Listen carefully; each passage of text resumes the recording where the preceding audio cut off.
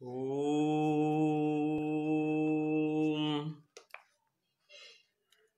शुक्लांबरधरं देवं शशिवर्णं चतुर्भुजं प्रसन्नवदनं ध्यायेत् सर्वविघ्नोपशान्तये। शुक्लां ब्रह्मविचारसार परमां आद्यां जगद्व्यापिनीं वीणापुस्तकधारिणीम् अभयदां जाड्यान्धकारापहां हस्ते स्फटिकमालिकां विदधतीं पद्मासने संस्थितां वन्दे तां परमेश्वरीं भगवतीं बुद्धिप्रदां शारदाम्। ॐ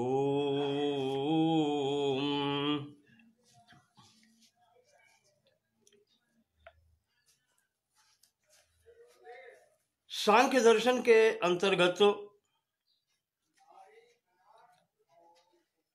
आचार्य ईश्वर कृष्ण कृत सांख्य कारिका की 33वीं कारिका तक कल आपको बतलाया गया है।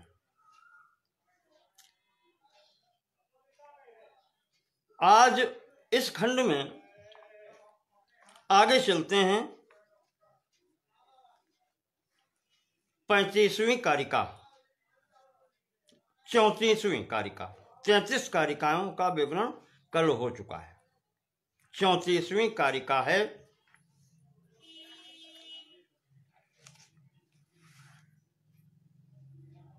बुद्धीन्द्रियाणि तेषां पंच विशेषा विशेष विषयाणि वाग्भवति शब्द विषया शेषाणि तु पंच विषयाणि।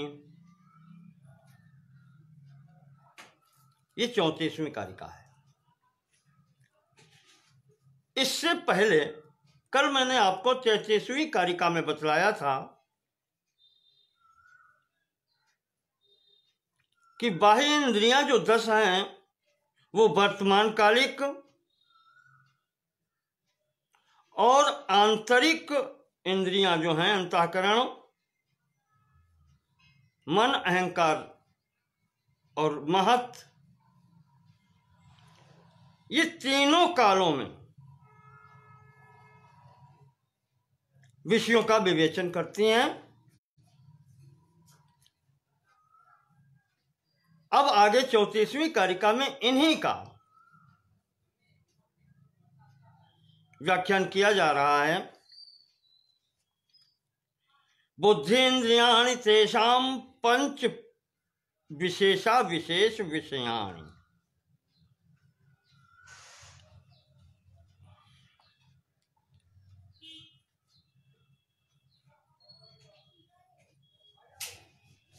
जो कल बताई थी बाह्य विषयों के संबंध में पहले बताते हैं। बुद्धीन्द्रियाणि तेषां तेषां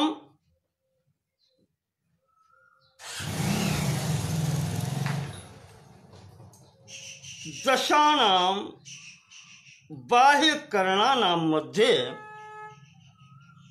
जो बाह्यकरण बताए गए थे 10 इंद्रियां, पंच बुद्धीन्द्रियाणि ज्ञानेन्द्रियाणि,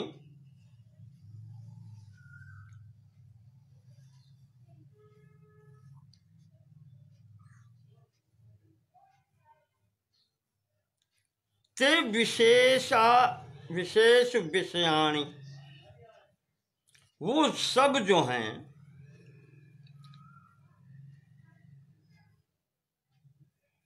विशेष और अविशेष विषयों वाली हैं, जो ज्ञानेंद्रियां हैं।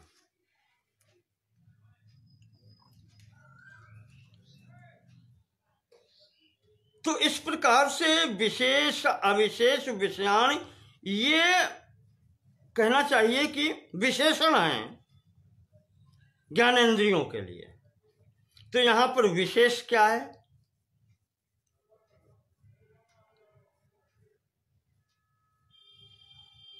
और अविशेष क्या है?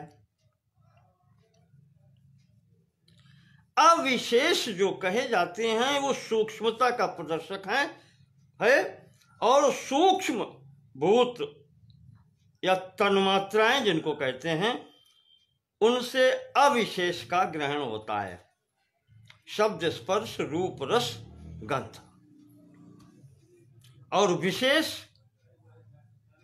विशेष के अंतर्गत स्थूल भूत आते हैं। आकाश, वायु, अग्नि, जल और पृथ्वी।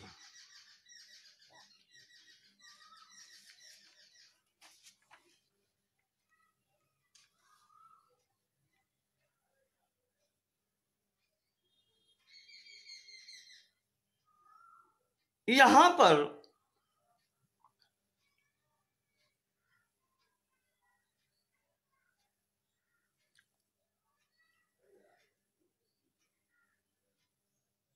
ये जो 5 ज्ञानेंद्रियां हैं ये दोनों का ग्रहण करती हैं।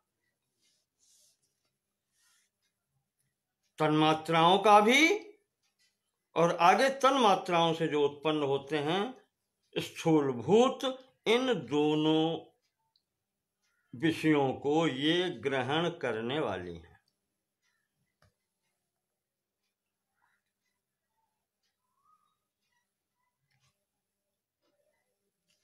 फिर कहते हैं वाग भवति शब्द विषया। तो 5 ज्ञानेंद्रियां तो उधर निकल गई, शेष बची 5 कर्मेंद्रियां। इसमें उन्होंने कहा है वाक् शब्द विषया भवति शेषाणि तु 5 विषयाणि।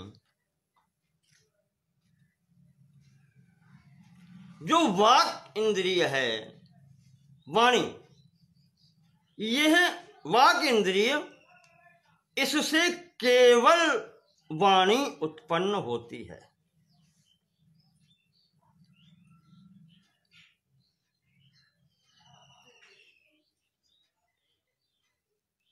ये वाक इंद्रिय शब्द की उत्पत्ति का स्थल है।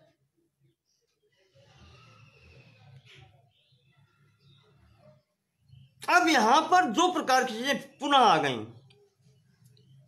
एक शब्द वो है जो तन्मात्राओं में है, शब्द, स्पर्श, रूप, रस, गंध। वो सूक्ष्म जो शब्द है, तन्मात्रा है, वो अहंकार से उत्पन्न होता है।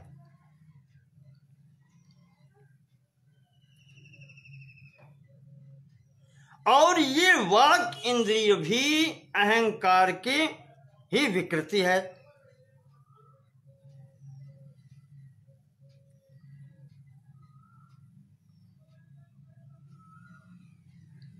तो चूंकि एक पीढ़ी आगे है वाक इंद्रिय और तब स्थूल वाणी, इस कारण से ये वाक इंद्रिय जो है वो उस सूक्ष्म तन्मात्रा को ग्रहण नहीं करती। शब्द जो तन्मात्रा है उसको ग्रहण नहीं करती। ये यहां से केवल बोलने को, वाणी का उत्पादक है इंद्रिय।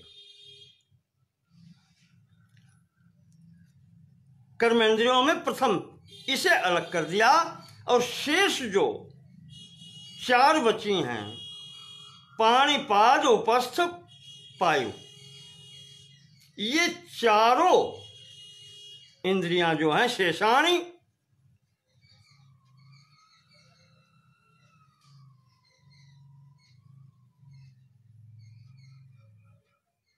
इनमें 5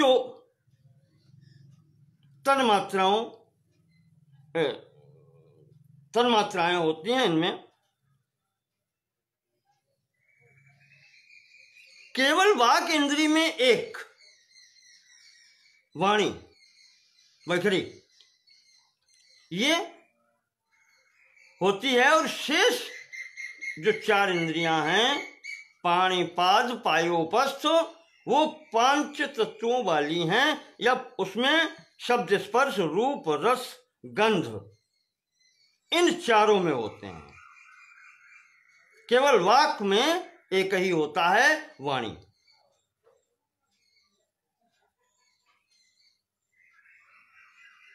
शब्द कह लें इसको।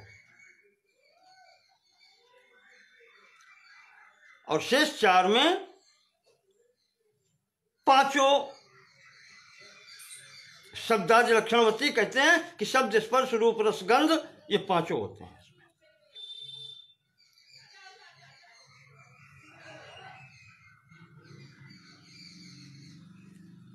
तो यहां पर इनके लक्षण इस प्रकार से बताए गए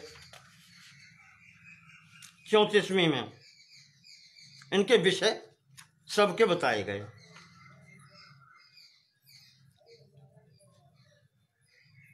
इसके बाद में अगली 35वीं कारिका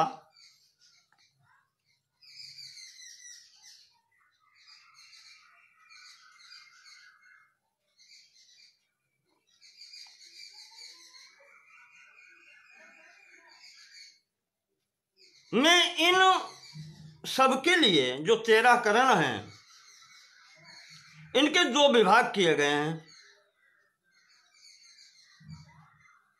कुछ मुख्य और कुछ गौण।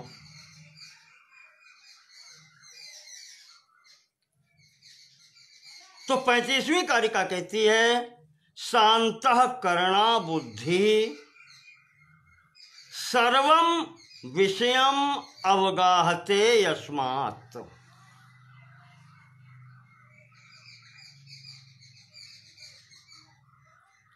शांतःकरणा बुद्धि सर्वं विषयम अवगाहते यस्मात् तस्मात् त्रिविधम करणम द्वारि।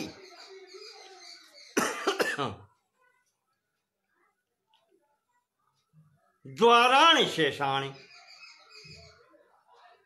एक घर का उदाहरण दिया है,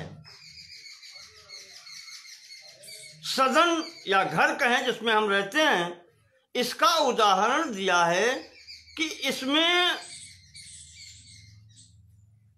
दरवाजे होते हैं अलग अलग।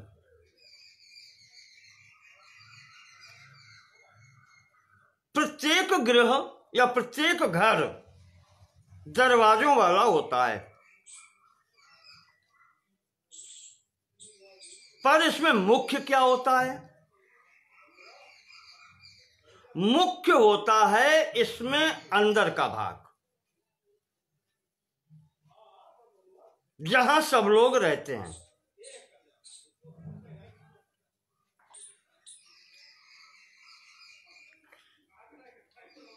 तो यस्मात् शांतःकरणा बुद्धि सर्वं विषयम अवगाहते तस्मात् त्रिविधम करणम द्वारि। द्वारी का मतलब ये होता है जिसके द्वार हैं।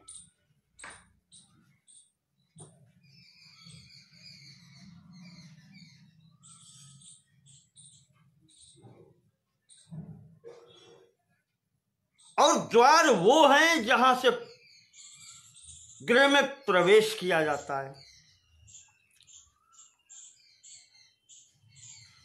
तो यहां पर कहा गया है शांतःकरणा बुद्धि, अंतःकरणों के सहित बुद्धि।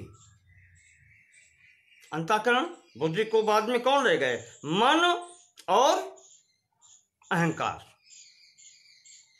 बुद्धि सहित सर्वम विषयम अवगाहते, सभी विषयों को ग्रहण करते हैं। ये तीन जो हैं, मन अहंकार और बुद्धि, ये सभी विषयों को ग्रहण करते हैं। इस कारण से यह द्वारी अर्थात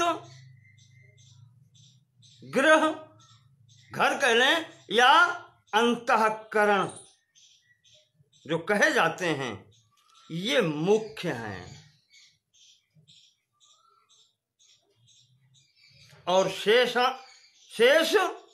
शेषाणि द्वाराणि, और जो 10 बाहरी हैं यह द्वार हैं यानी गौण हैं। सूचनाएं इन 10 दरवाजों से एकत्र की जाती हैं और इनके बाद में एकत्र करके जब अंदर पहुंचाई जाती हैं तो मन, अहंकार और बुद्धि अपने अपने वृत्ति के अनुसार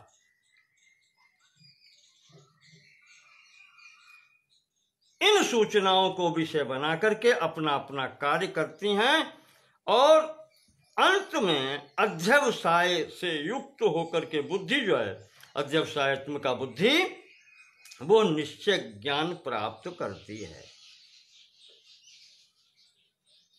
तो इससे ये सिद्ध हो रहा है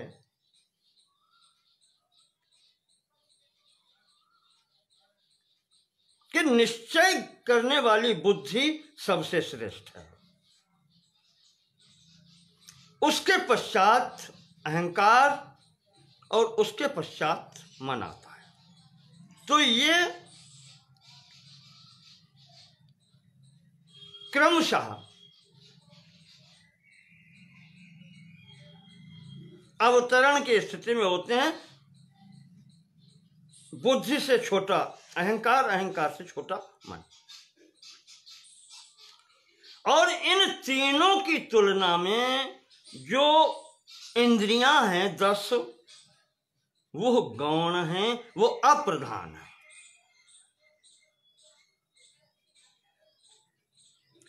तो कुल मिलाकर के इससे ये सिद्ध होता है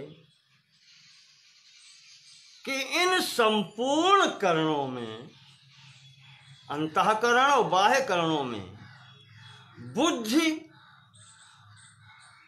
या महत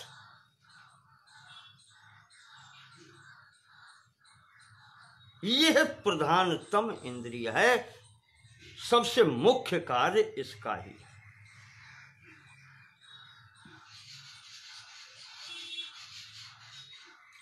प्रधानतम करण कह लें इसको, मुख्य करण बुद्धि या महत ही है।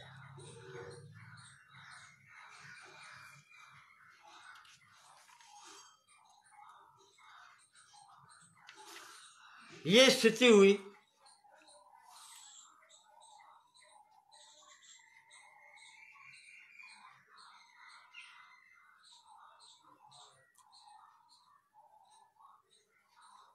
इसी को आगे बढ़ाते हैं। जो आपको विशेष विशेष कार्य विषय बताए हैं, इनकी वृत्तियां सबकी अलग अलग हैं और एक दूसरे के कार्य क्षेत्र में हस्तक्षेप न करते हुए ये अपने अपने कार्य करती हैं, अपना व्यापार करती हैं।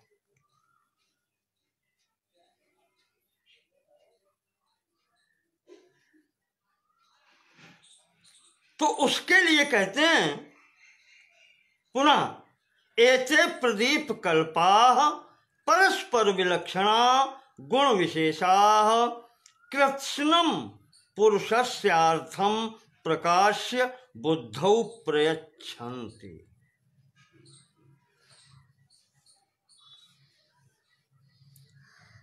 प्रदीप कल्पाः परस्पर विलक्षणा एते गुण विशेषा।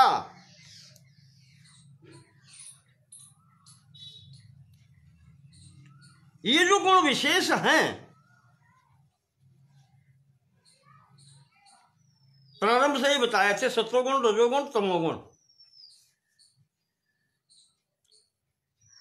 परस्पर विलक्षणा, एक दूसरे से बिल्कुल अलग है।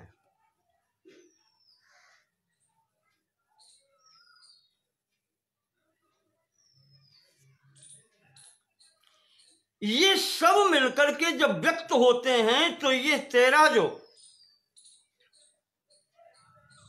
करण हैं, इनके द्वारा पुरुषस्य कृत्स्नम अर्थम प्रकाश्य।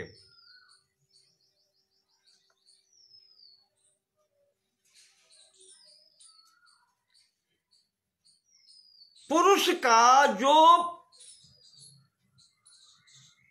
संपूर्ण कृत्स्नम संपूर्ण प्रयोजन को प्रकाशित करके बुद्धौ प्रयच्छन्ति, बुद्धि को दे देते हैं।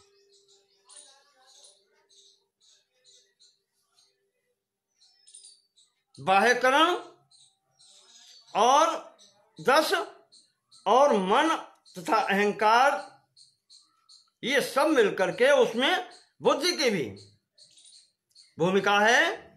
अध्यवसाया बुद्धि, निश्चयात्मिका बुद्धि, निश्चय करके, और यह ज्ञान बुद्धि ही अपने पास रखती है।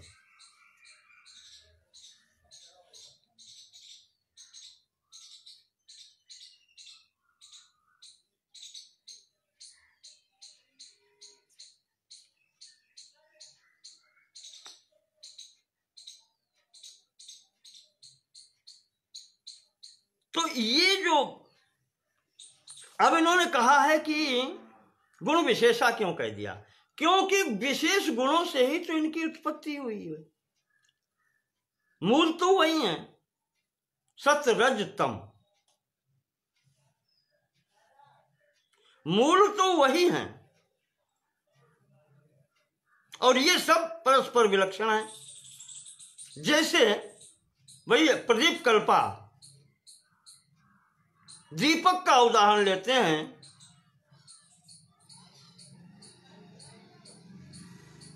तेल, बत्ती और अग्नि, तीनों एक दूसरे के विपरीत गुणों वाले हैं, पर जब तीनों इकट्ठे होते हैं तो अंधकार को दूर करने के लिए, प्रकाश उत्पादन करने के लिए तीनों मिलकर के एक साथ कार्य करते हैं।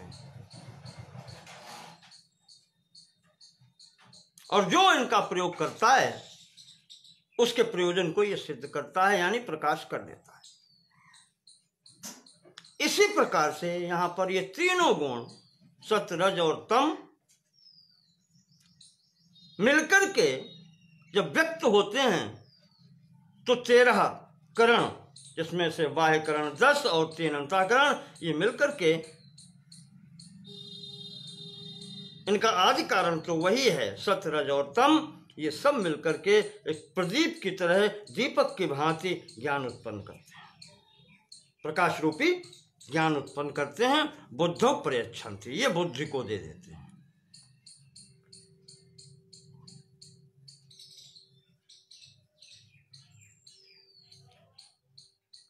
तो चाहे जितने ये अलग अलग हों, लेकिन सब मिलकर कार्य करते हैं।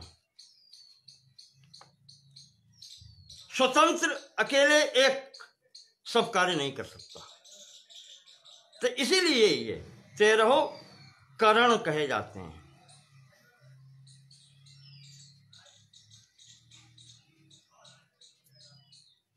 अब आगे की कारिका आती है 37वीं। उसमें कारण दे रहे हैं।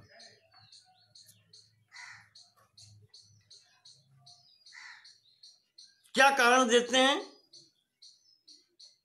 सर्वं प्रत्युपभोगम यस्मात् पुरुषस्य साधयति बुद्धि।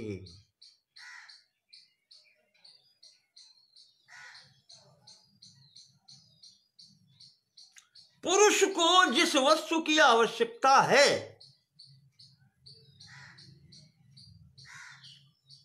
वो सब विषय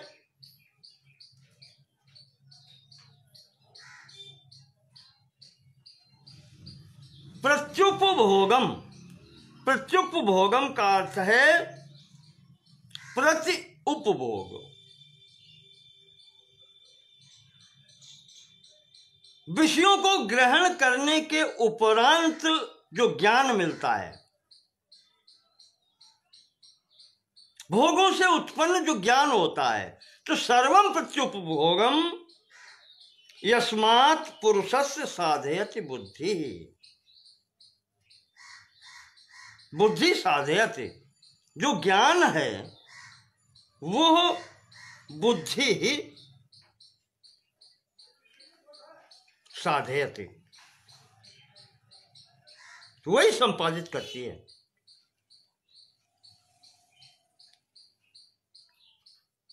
सैव च विशिनष्टि पुनः प्रधान पुरुषांतरम सूक्ष्मम। और वो बुद्धि ही, महत ही, सैव च विशिनष्टि, विशिनष्टि विशेषता बतलाती है, या पृथक पृथक उनको प्रधान और पुरुष के बीच में अंतर क्या है, सूक्ष्मता क्या है, वो ये ही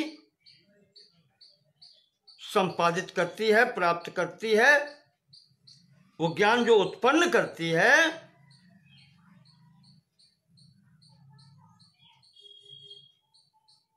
इसी कारण से ये संपूर्ण बाह्यकरण मिलकर के जो भी ज्ञान कहना चाहिए, जो सूचनाएं एकत्र करते हैं विषय संबंधी, वो समर्पित अंत में बुद्धि को ही करते हैं, क्योंकि ये मुख्य इंद्रिय है, मुख्य तत्व है, ये ही ज्ञान को निश्चित करती है। और फिर यह पुरुष के लिए समर्पित करने की स्थिति में होती है।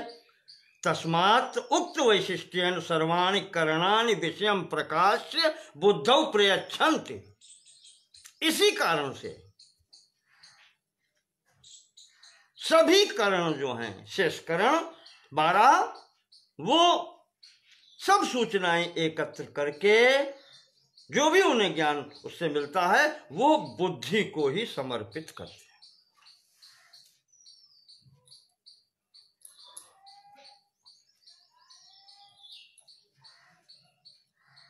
जैसे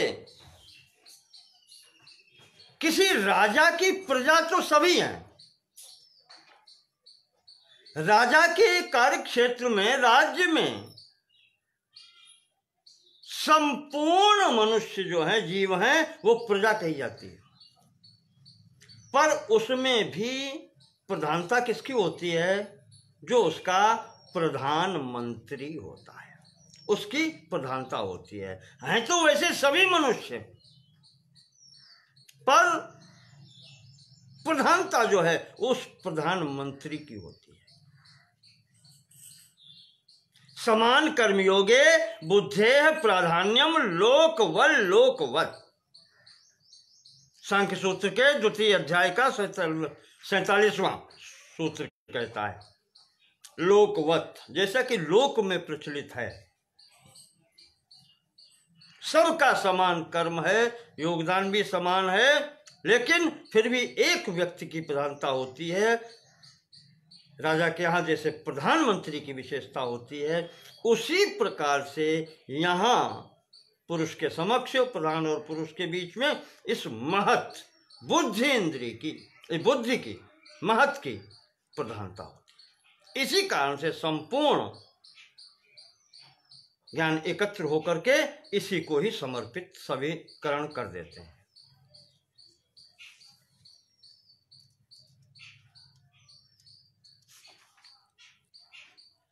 यहां से ही, महत से ही, बुद्धि से ही पुरुष को वो प्राप्त होता है।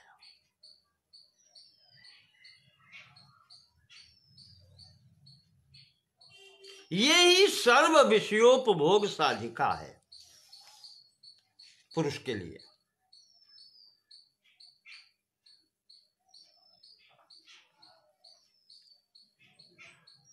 और ये जब ज्ञान प्राप्त करके इस प्रकार से वो सूक्ष्मता भी परिभाषित करके मूल प्रकृति यानी प्रधान और पुरुष कि मध्य की भी सूक्ष्मता जो है वो ज्ञान निकालकर जब समर्पित करती है तभी यह मोक्ष का साधन होती है।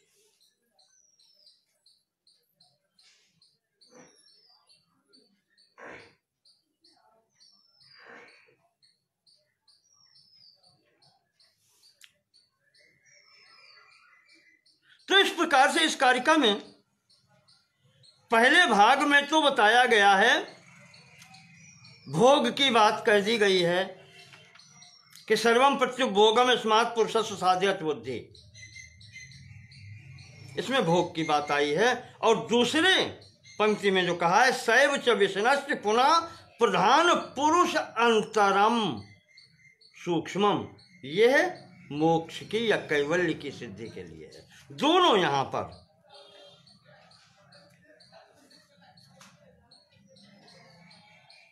बातें की गई हैं।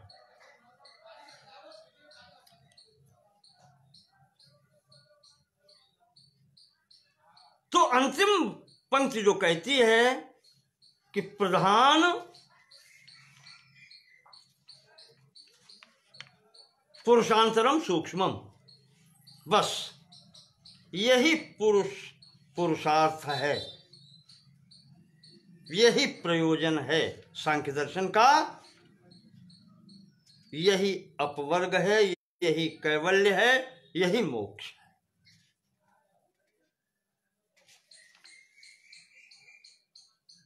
और प्रधान पुरुष अंतरम यही विवेक है।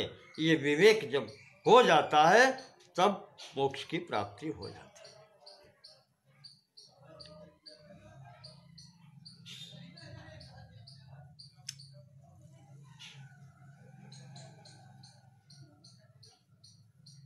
अब आगे इन इंद्रियों का विवेचन करते हैं।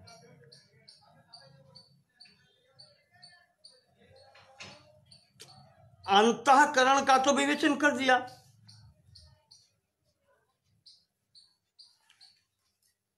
उसके बाद में इंद्रियों के दो प्रकार के विषय भी बता दिए, विशेष और अविशेष, सूक्ष्म और स्थूल। अब उनका विभाग करते हैं विषयों का। 38वीं कारिका में कहते हैं तन्मात्राण्य विशेषास्तेभ्यो भूतानि पंच पंचभ्यः एते स्मृता विशेषाः शांता घोराश्च मूढ़ाश्च।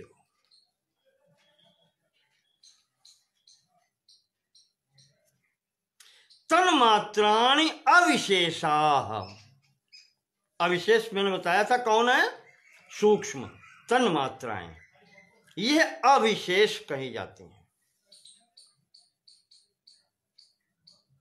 तेभ्यो भूतानि पंच पंचभ्या, तेभ्या पंचभ्या पंचभूतानि, और ये जो पांच सूक्ष्म भूत या इनको कहने तन्मात्राएं हैं, इन पांचों से पांच स्थूल भूतों की रचना होती है।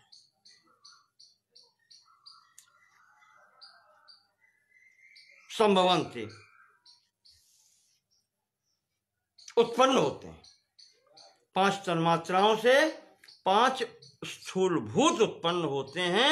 एते स्मृता विशेषा, ये विशेष कहे जाते हैं, स्थूल भूत ये विशेष कहे जाते हैं।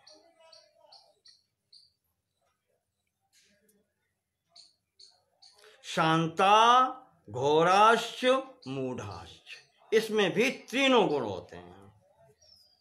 इनमें जो स्थूल भूत भी होते हैं, इनमें भी शांत, घोर और मूढ़, शांत सतोगुण का, घोर रजोगुण का और मूढ़ तमोगुण का प्रतीक है। सभी जो स्थूल भूत हैं उसमें ये तीनों गुण भी विद्यमान होते हैं। कहने का तात्पर्य यह है कि जहां से शुरुआत हुई है अब यह अंतिम सीढ़ी यहां पर जो है स्थूल भूत की, वो तीनों गुण वहां से क्रमशः यहां तक आते हैं।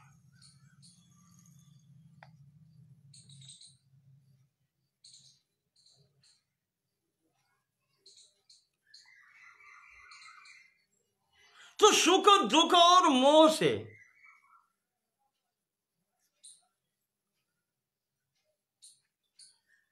ये भी तीनों गुण के हैं। सत्वगुण का प्रभाव सुख, रजोगुण का दुख और तमोगुण का मोह। इनसे जो युक्त अनुभव होता है,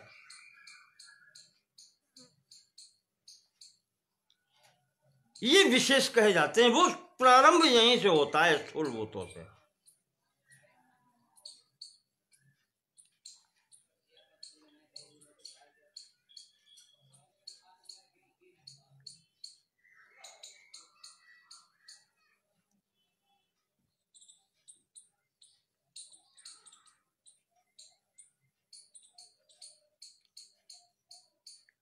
तो यहां पर इस प्रकार से इनको स्थूल भूतों के बारे में बताया गया है।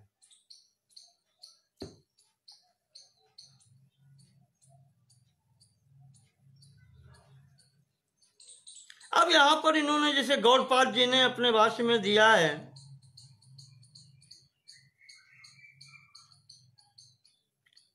पंच तन्मात्राण्य अहंकाराद उत्पद्यन्ते ते शब्द तन्मात्रम, स्पर्श तन्मात्रम, रस तन्मात्रम, गंध तन्मात्रम, एतानि अविशेषा उच्यन्ते। ये तन्मात्राएं अविशेष कही जाती हैं। देवानाम एते सुख लक्षणा विषया दुख मोह रहिता।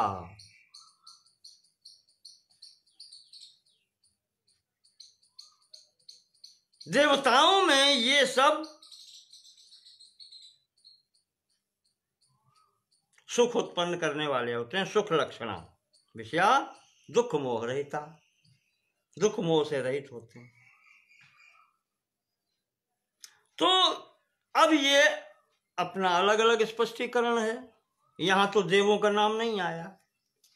चलो, सृष्टि के अंतर्गत सब आते हैं, आगे आएगा सृष्टि कितने प्रकार की।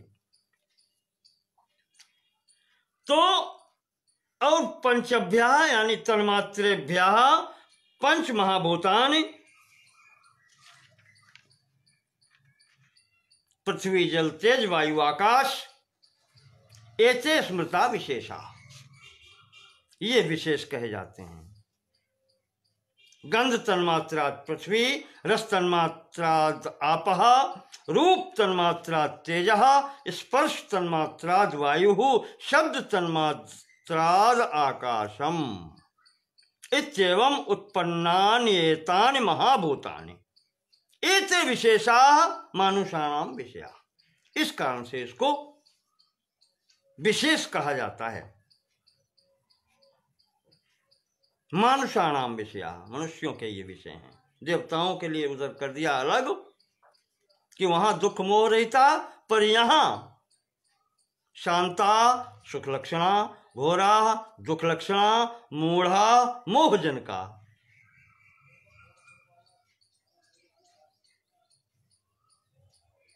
इस प्रकार से यह यहां पर बताया गया है।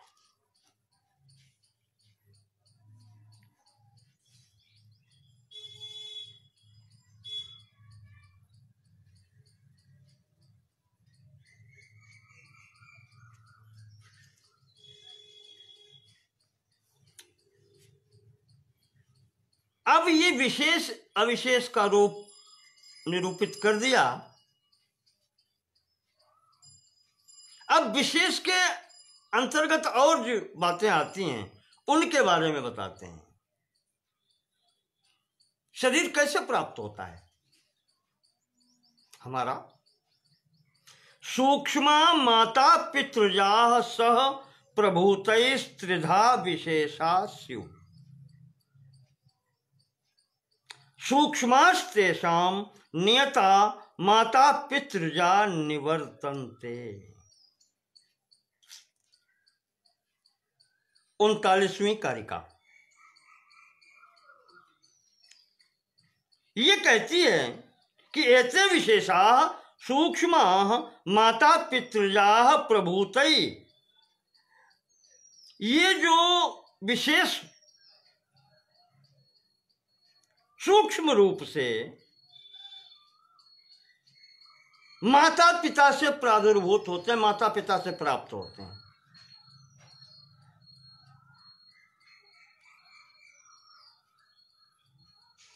इसी त्रिधा शिव, इस कारण से ये भी तीन है, तीन प्रकार से हैं। तेषाम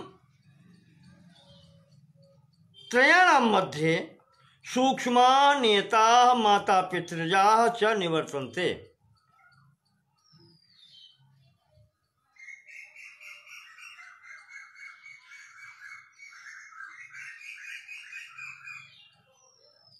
अब माता पिता से सूक्ष्म रूप में प्राप्त होते हैं, नियत हैं, निश्चित हैं, माता पिता से होकर के जो आ रहे हैं, और माता पितृजा हैं, उनके द्वारा उत्पन्न हैं। तो तेषाम त्रयाणाम मध्ये सूक्ष्मा नियता माता पितृजा च निवर्तन्ते।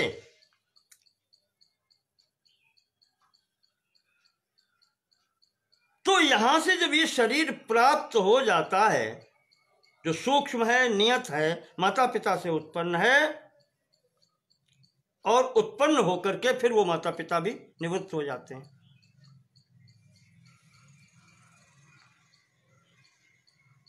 यहां पर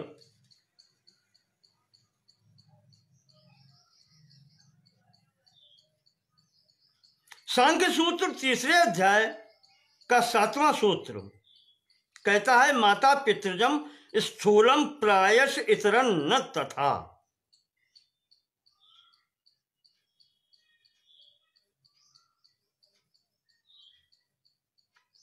अब सृष्टि में देखा गया है कि शरीर दो प्रकार से प्राप्त होता है, योनिज और अयोनिज। यहां बात हो रही है योनिज की, माता पिता का नाम लिया है। तो अधिकतर बहुशा ये देखा गया है कि स्थूल शरीर जो है वो माता पिता से ही उत्पन्न होता है, इसीलिए कहा है कि माता पितृजा।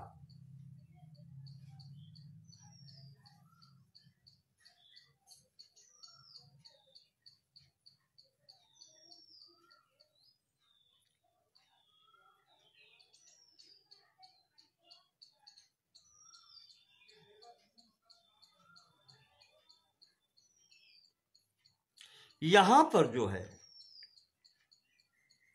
अब आप विचार करें कि ये स्थूल शरीर माता पिता के रजवीर से उत्पन्न होता है, कुछ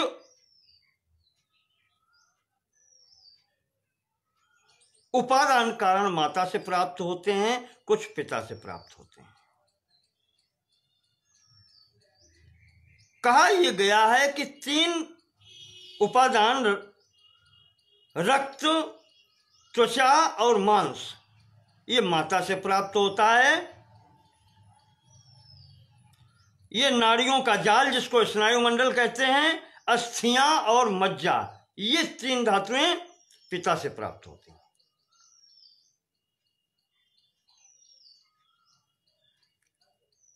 तो इन 6 वस्तुओं से जो शरीर तैयार होता है, इसलिए इसको 6 कोष वाला भी कहा जाता है, षटकोशिक, 6 कोष वाला है।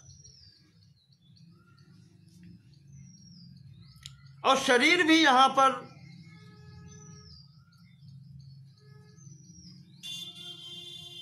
स्थूल और सूक्ष्म के अनुसार होते हैं।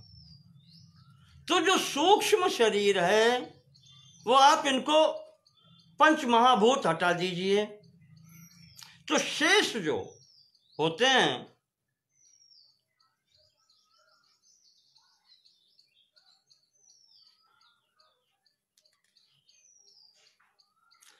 5 ज्ञानेंद्रिय, 5 कर्मेंद्रिय, 5 तन्मात्राएं और मन, अहंकार, बुद्धि। इन 18 तत्वों से जो मिलकर के बनता है सांख्य दर्शन के अनुसार वह सूक्ष्म शरीर है। और ये इतना शरीर ही जीव के साथ में वासांस जीर्णानि यथा विहाय, जिस प्रकार से पुराने वस्त्र त्याग करके जीव मनुष्य नवानि गृह्णाति नरोपराणि तथा शरीराणि विहाय जीर्णान्यानि संयाति नवानि देहि। ये सूक्ष्म शरीर जो है 18 तत्वों का, ये इसी प्रकार से ये पंचभूतात्मक शरीर बदलता रहता है, जैसे मनुष्य कपड़े बदलता है।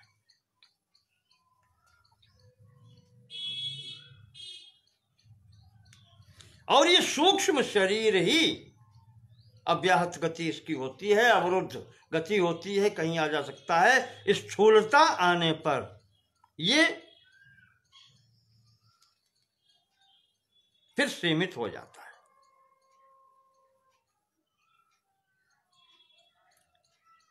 पर यहां एक विशेषता ये है कि बिना स्थूल शरीर के, बिना स्थूल भूतों के सहयोग से पृथ्वी, जल, तेज, वायु, आकाश, इनके बिना सहयोग से इस संसार का, सृष्टि का कोई भी भोग नहीं हो सकता। इसी के कारण, इसी के द्वारा ये पुरुष जो है इस सृष्टि में आता है।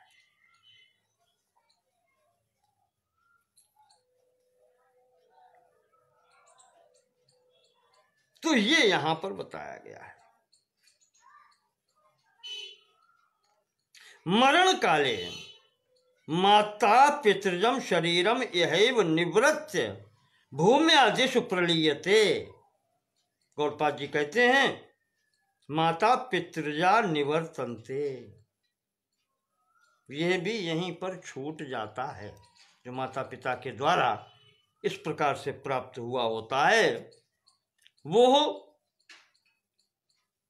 इहैव निवृत्य भूमादिषु प्रलीयते, जो मूल उसके तत्व जहां से ये मिला है, आकाश वायु जल, आकाश वायु तेज जल और पृथ्वी, इन्हीं तत्वों में विलीन हो जाता है। वही लय कहा जाता है। पांच भौतिकम अत्यजत हमारे यहां कहा जाता है कि देही, जो देह में है, जो जीव है, उसने पांच भौतिक छोड़ दिया।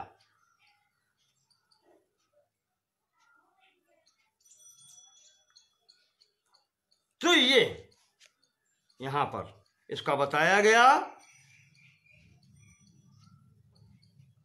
इतना ही यहां पर है।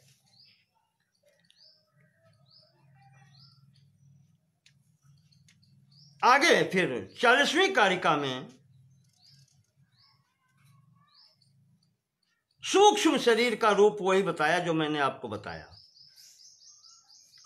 पूर्वोत्पन्नम असक्तम नियतम महदादि सूक्ष्म पर्यंतम संसरति निरुपभोगम भावैरधिवासितम लिंगम। पूर्वोत्पन्नम असक्तम नियतम महदादि सूक्ष्म पर्यंतम, महत से लेकर के सूक्ष्म तन्मात्राओं तक 18 तत्व हो गए। महत, अहंकार, मन, 11 इंद्रियां और 5 तन्मात्राएं।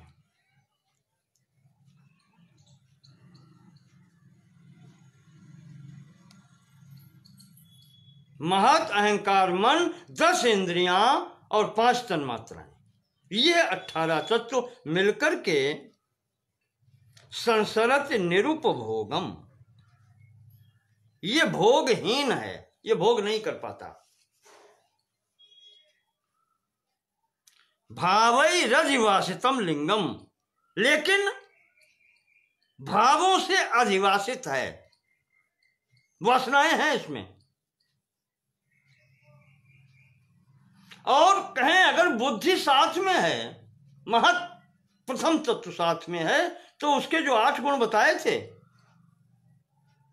धर्म ज्ञान वैराग्य ऐश्वर्य, और 4 इनके विपरीत, अधर्म अज्ञान अवैराग्य अनैश्वर्य, ये 8 रहते हैं और ये सिद्ध करते हैं कि वासना है, अधिवासित।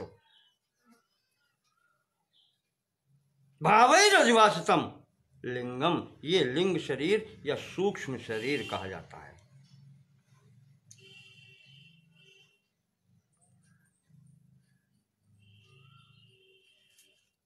सांख्य सूत्र 3 अध्याय का 9वां कहता है सप्तदशैकम लिंगम, 17 और 1 यानी 18 तत्वों से लिंग शरीर प्राप्त होता है। पूर्वोत्पन्नम,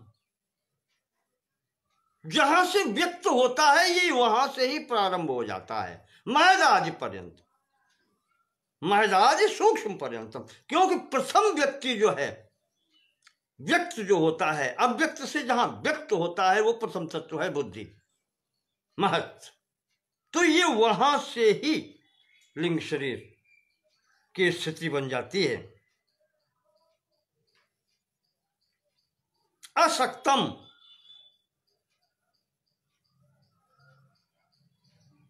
इसको कहते हैं कि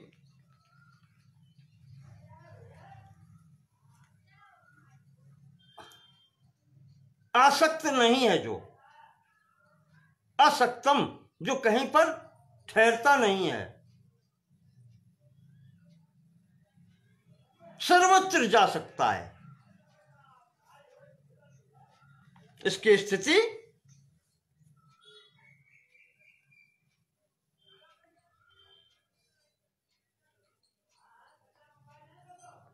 अव्याहत गति, इसकी गति अव्याहत है, कहीं रुकता नहीं है, नियत है, निश्चित है,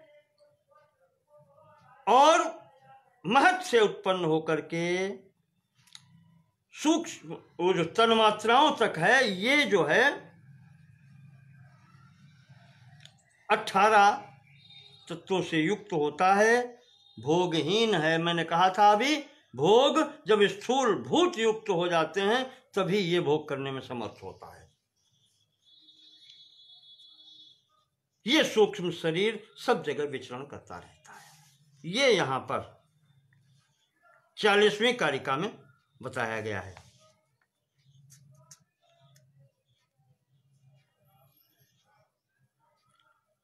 भावैर अधिवासितम का तात्पर्य यह है कि जो आपको ये 8 गुण बताए थे, धर्म अधर्म, ज्ञान अज्ञान, राग विराग, ऐश्वर्य अनैश्वर्य, ये बुद्धि के धर्म हैं, और बुद्धि इनके साथ ही सूक्ष्म शरीर से जब संयुक्त होती है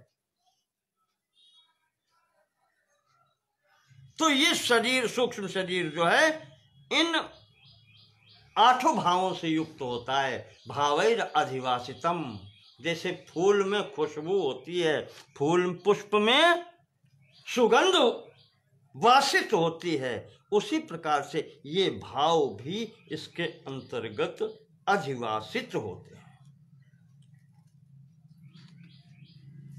यही सूक्ष्म शरीर है।